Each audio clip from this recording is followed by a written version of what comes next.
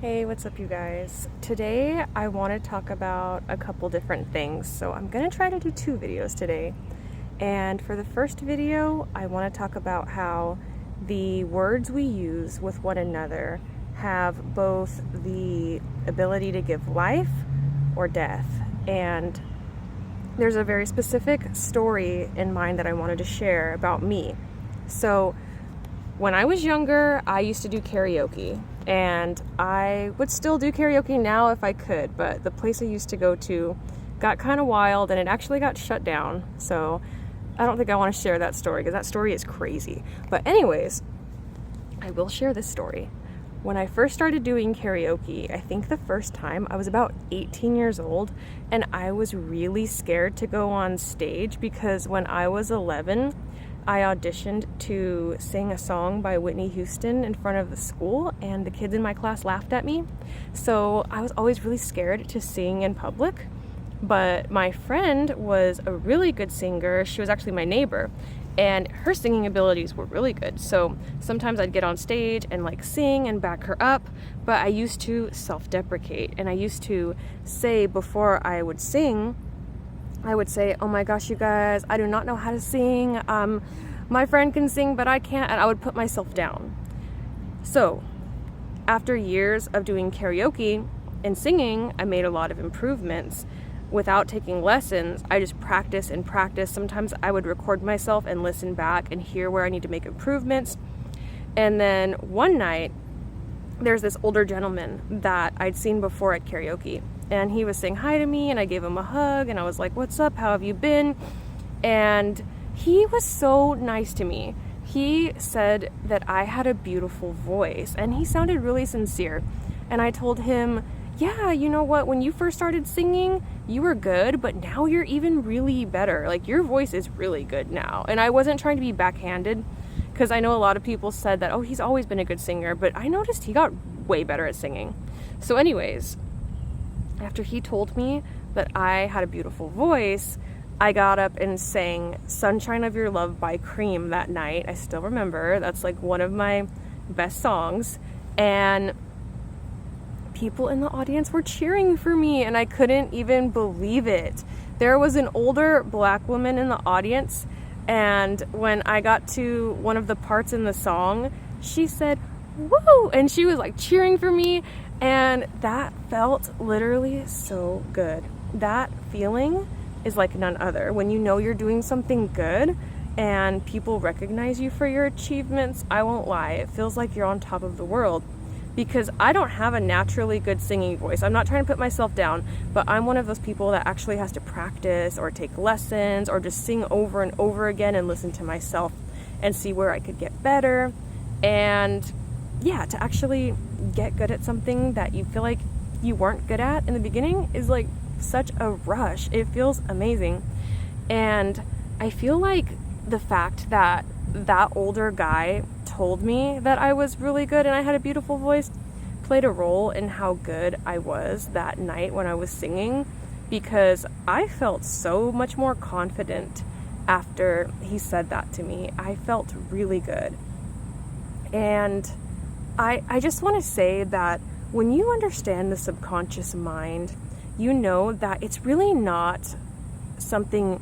You shouldn't put people down. I'll just say it like that. You shouldn't put people down as a joke. You shouldn't be sarcastic. You shouldn't neg people.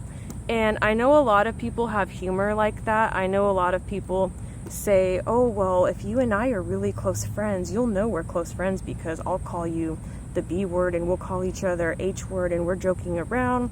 And I really think women especially should never call themselves or their female friends that type of language, because when you do that, you're actually degrading each other, and that goes straight to your subconscious mind, and words go to your heart too, and you carry those words around, and here's how the subconscious works.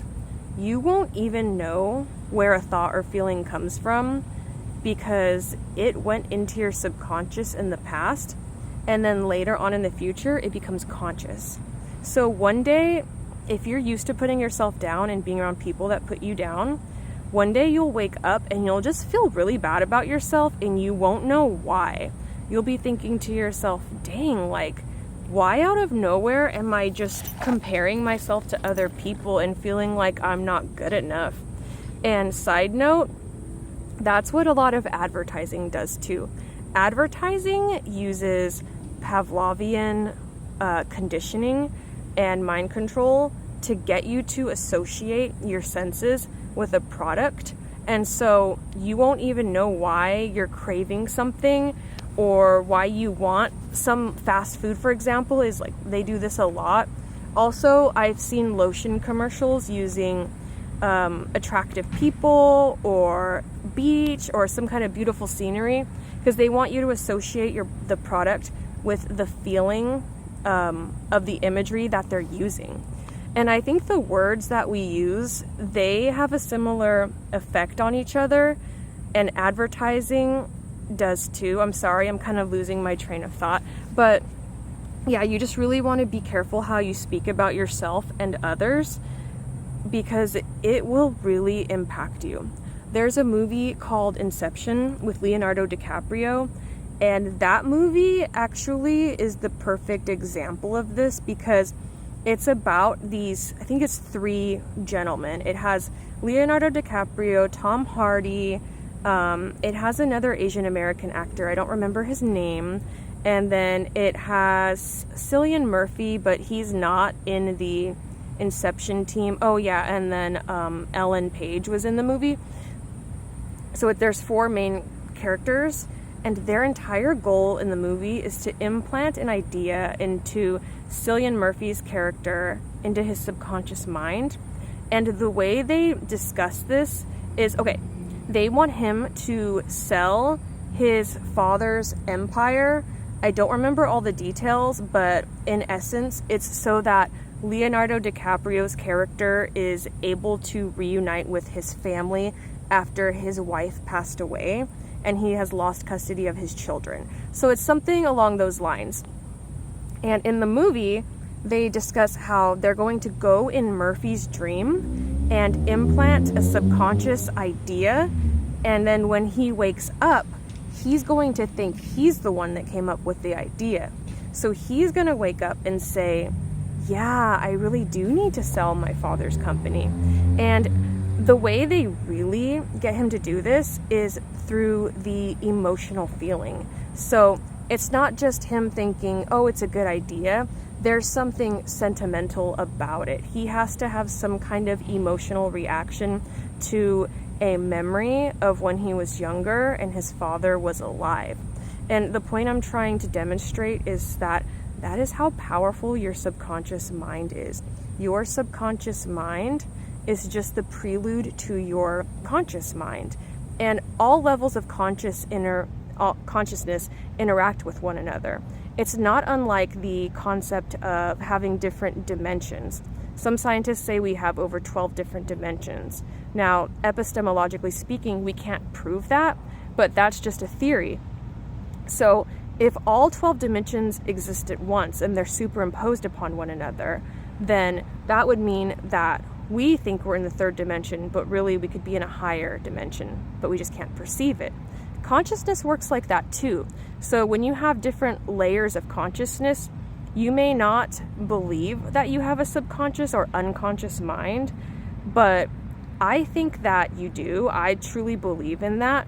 So all of these levels of consciousness are working together. There's things that you're conscious of. There's things that are in your subconscious, which means you can recall those memories, but you have to actively search for those memories in your mind. And then unconscious memories are things that you can't remember, but they actually happened and they're somewhere deeper in your level of consciousness. Okay, that's a lot of jargon. That's a lot to think about. But I try to explain things both logically, spiritually, and even psychologically. So I hope that someone out there understands what I'm trying to say, because I know things get really tangent. I always say this. Every video I say things are getting tangential. My channel, every video things get tangential because everything is connected and I'm trying to explain things in multiple different ways. But one more thing I will say too is growing up with parents that put you down in a sarcastic way can really denigrate and lower your self-esteem. So in adulthood, it is truly imperative that you start to work on your self-esteem more, and you might even need to write down positive affirmations about yourself. I know it sounds cliche, but you really might need to write down, I am beautiful, I am strong, I am confident, I love myself, I'm intelligent, I trust my decision making. And the next video I'm going to make honestly ties in with this too. And I'm going to continue more of this discussion in the next video because I want to talk about adulting, which is something really hard. Everyone thinks it's easy and they'll make fun of you if you admit it's hard. No, adulting is hard. My friend and I were just talking about bureaucracy. Dude, there's so much bureaucracy that you have to go through just to gain your own independence and autonomy. It's a thing, but the next video I'm going to discuss how you need to have high enough self-esteem and self-trust in order to understand that you are in the driver's seat of your own life and you can make good decisions.